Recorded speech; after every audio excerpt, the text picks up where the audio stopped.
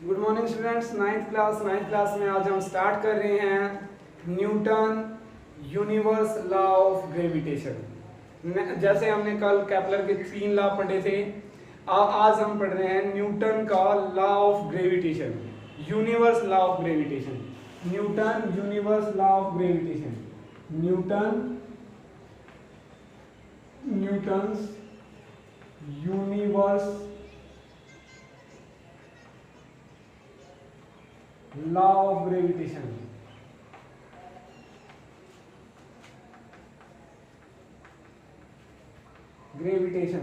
देखो मैं यहां पर बताता हूं कि हर एक पार्टिकल है ना जो यूनिवर्स में, अब देखो मैंने ये बताया ये मैटर है, हर एक चीज मैटर से बनी होती है, तो हर एक मैटर एक दूसरे को अपनी ओर अट्रैक्ट करता है, ठीक है, किसी भी फोर्स से, फोर्स के द्वारा ही अट्रैक्ट करता है।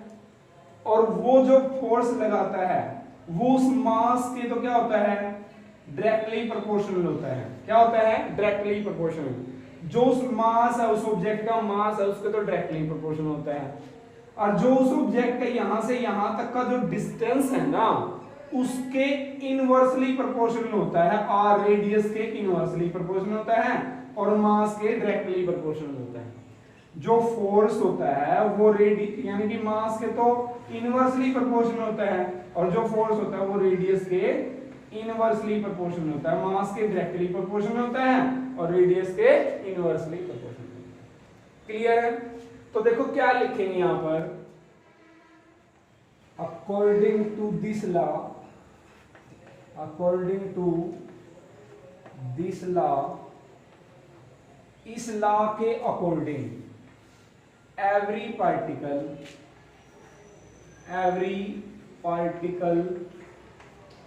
हर एक matter in the universe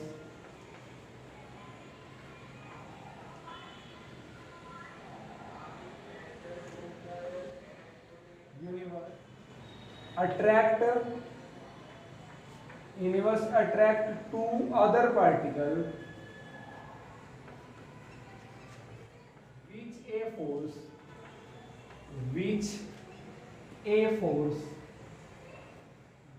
is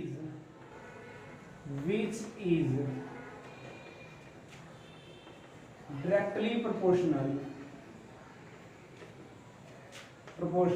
to the product of mass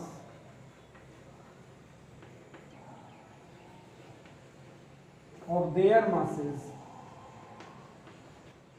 and inversely proportional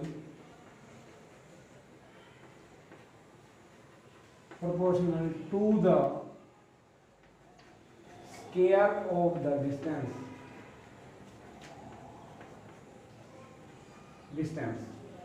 इसमें पता लग गया होगा बेटा कि क्या कहता है ये, कि according to this law every particle जो हमारे हैं वो मैटर हैं in universe attract to each other, वो एक दूसरे को अपनी ओर खींच रहे हैं, ऐसे खींचते हैं।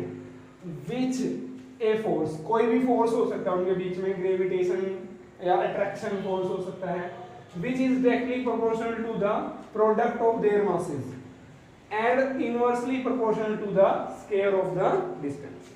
देखो क्या कहता है ये, अभी मैंने बताया था ना, रेडियस के स्क्वायर के इनवर्सली प्रोपोर्शनल है, डिस्टेंस के स्क्वायर प्रोपोर्शनल।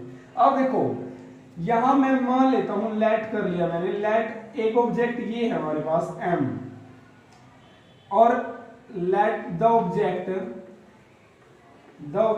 m, यानी कि लेट द ऑब्जेक्ट a, और इसका मास है m1, और अब कहता है let the object b, let the object second is b,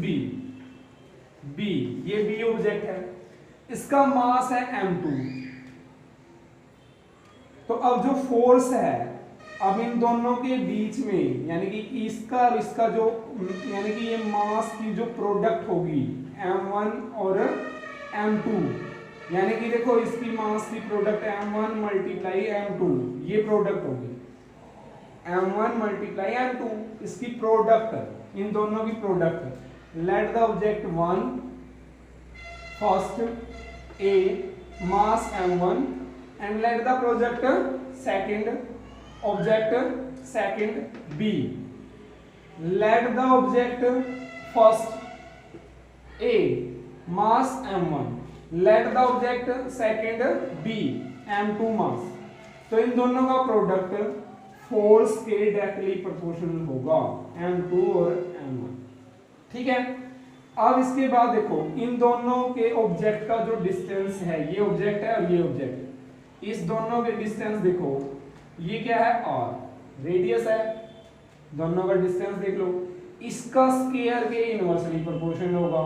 तो यानी कि इनका स्क्वायर, तो f है जो वो इनवर्सली प्रोपोर्शनल होगा रेडियस के स्क्वायर के।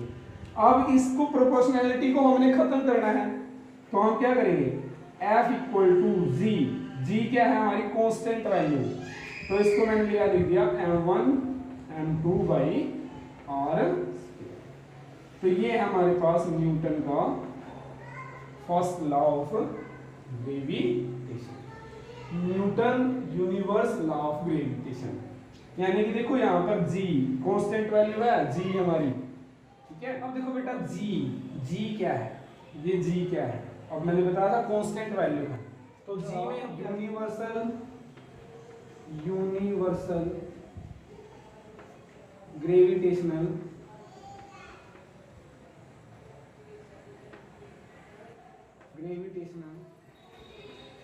Constant is the force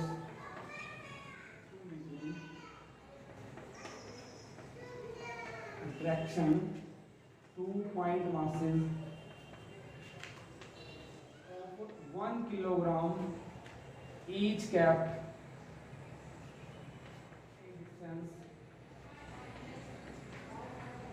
distance is 1 meter, distance of 1 meter।